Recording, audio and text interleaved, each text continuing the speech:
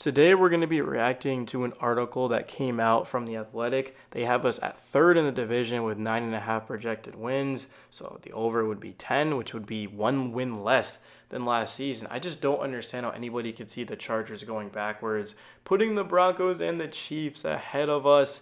Pretty crazy. I mean, I get the Chiefs. They were just in the Super Bowl. They're the team to beat in this division. But the Broncos, I mean, I don't understand that.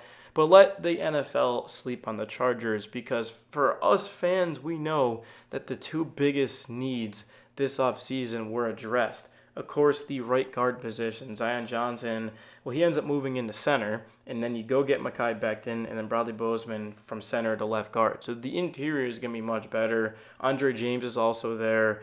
Pipkin, Sawyer, these guys are going to compete in camp. But the O-line, way more depth.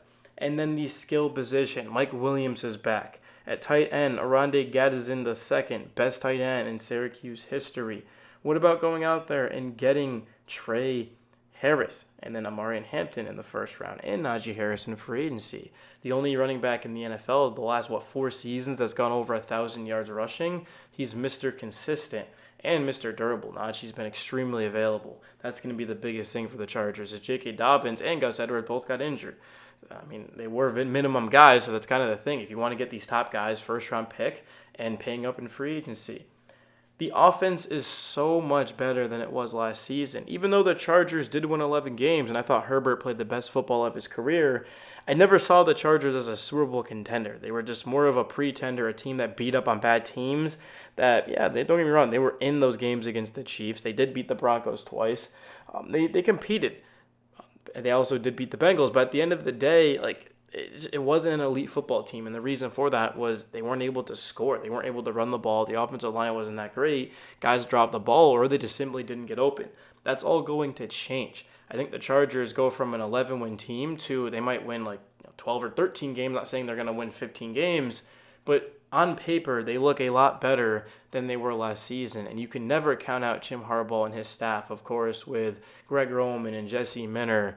I'm also just super excited about, of course, you look at the front office and Jim Hortes. So everything, this new ownership, this new management, not even ownership, but just this new management, they've come in here and they've taken the team to a different level. I didn't expect 11 wins. That's the thing is, even though I didn't think the Chargers were the best team in the league, I didn't expect 11 wins and a playoff appearance in year one of Harbaugh. They completely overachieved in my opinion. But now it's time to get to business. It's time to actually get into that nitty gritty and compete for a Super Bowl, and I'm super excited to be able to talk about it in this video. I have not looked at this article yet, so you guys are going to get my live reaction. So Chargers, 9.5 wins, third behind the Broncos and the Chiefs. Key question, is the interior of their offensive line fixed? What head coach Jim Harbaugh and GM Joe Hortes accomplished in year one was remarkable, though holes remained. Their second offseason was spent patching, though beat reporter Daniel Popper has noted there's still room to improve the interior offensive line. After the right guard Mekhi Becton was signed, I think we're going to be seeing a bunch of different combinations at center and left guard, wrote Daniel. It's kind of funny because we just literally talked about every single thing that was written in that. I hadn't even read it, I swear to God. We literally just said that, is that the offensive line, there's a lot more depth and guys are going to be competing. The offensive line, it's not just magically fixed because of one guy, but playing these players at different positions, that's the beauty of if you're a center and you can play guard. If you're a guard, you can play center.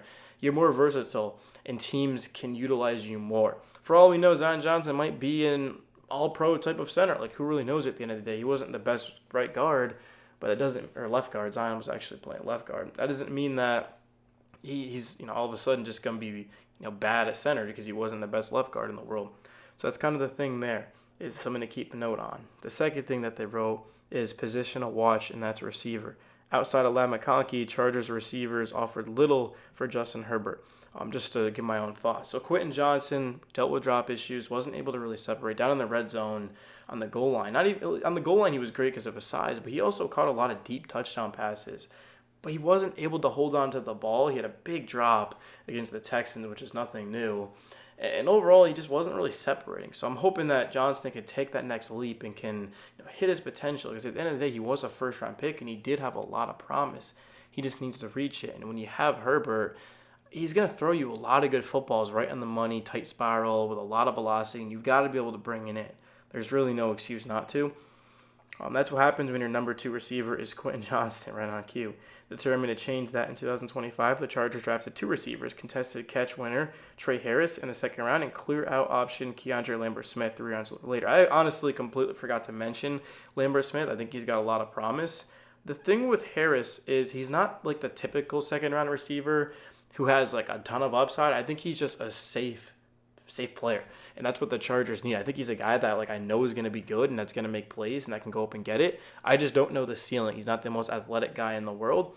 But again, you got Ladd McConkey ready. You just need players around him that can do the basic things, like the bare minimum.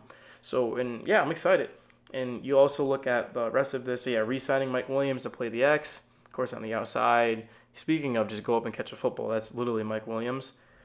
Daniels post-draft Chargers depth chart evidences the plethora of new options. Breakout player tight end Oronde Gadsden II, who you might not be familiar with, the 5th round tight end from Syracuse, but Gadsden is the first Gadsden.